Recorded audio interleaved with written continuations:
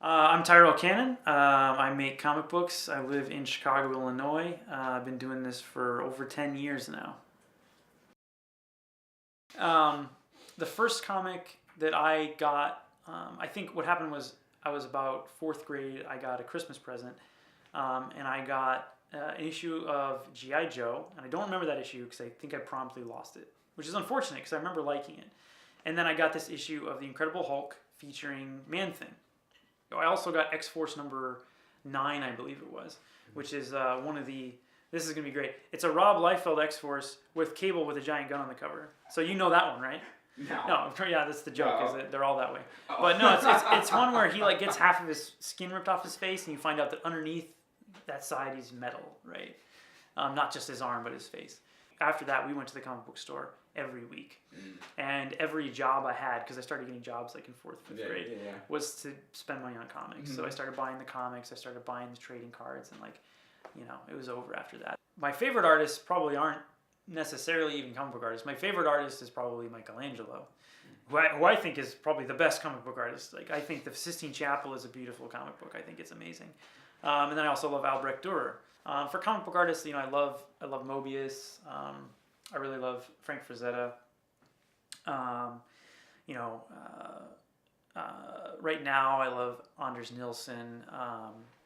Brandon Graham's doing some cool stuff. So yeah, I mean, there's so many artists, it's too many to name, but I went to like a fine arts school, and I think all through high school, a lot of fine art was sort of, what I was looking at, and that's still sort of the biggest influence on me. The tools that I use, as much as I kind of preach about them when I'm using them and say that it's the best way to do it, I end up changing it on different projects. But one thing that stayed consistent over the last 4 or 5 years is inking with dip brush. I used to use a thinner brush, and then I used a fatter brush for a while. Some people use a much bigger one, but since I have these like a little obsessive details, I tend to go for a little bit smaller brush. So I use that, and then lately I've been obsessed with these Kuretake pens. They're like Japanese pens that are sort of like a brush pen, but a little more stable than like a brush pen, and a little more durable. So I use a lot of these for my detail work now, and then I also use Itoya or Stettler Mars liner pens. I use blue pencil now. I didn't used to. I use only clicker pencils, even if I'm inking with graphite or blue pencil. I tend to work quite a bit larger than my stuff reproduces. And then I scan everything in and actually do a little bit of cleanup digitally. And for that, I use just Photoshop. Lately, I've been using this thing. It's like a fake Cintiq, but it's not mine, because I have been inking a different project, Upgrade Soul, lately digitally. And so inking that digitally, I've had to use the screen. So I put up little things on my wall to like make me feel, or like remember things, right? So, a lot of times I put up work by people I like, and then like character models, or like up here I have Wally Wood's 22 panels that always work. So whenever I'm stuck, I'm like, there you go. And if, drunk can figure it out, I should be able to. But comics are not film. So many things, like so many books and like instructional books about comics, always want to use film as like this is how it works.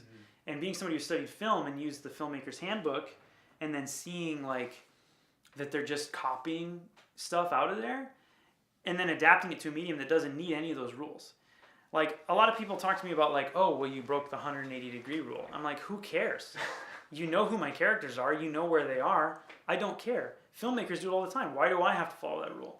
And then always talking about, well, here's where the camera is. I'm like, there's no camera. These are drawings. You don't have to do things in perspective. You don't have to do things from an angle that works. You don't have to be inside the room with the people. My point is that, I don't think that you should try to limit your storytelling to things that work in a completely different medium. Those rules are pointless. The other thing is you got sound and you got music and all these things in film that don't come into play in comics at all.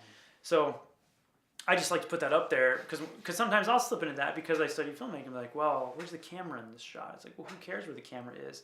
What do I want to show and how do I want to show it? What I value most in comics is hard work. And that sounds terrible because there's a lot of other things I value. But if it doesn't look like they put the work into it, I have a hard time connecting with it, And it doesn't mean it has to be drawn in a specific style that I love, but I have to get a sense that they spent some time making it and thinking about it. And if they do that, then I'm I'm usually going to dig it or give it a chance. If it looks like they threw it together in an afternoon, I probably am less likely to pick it up.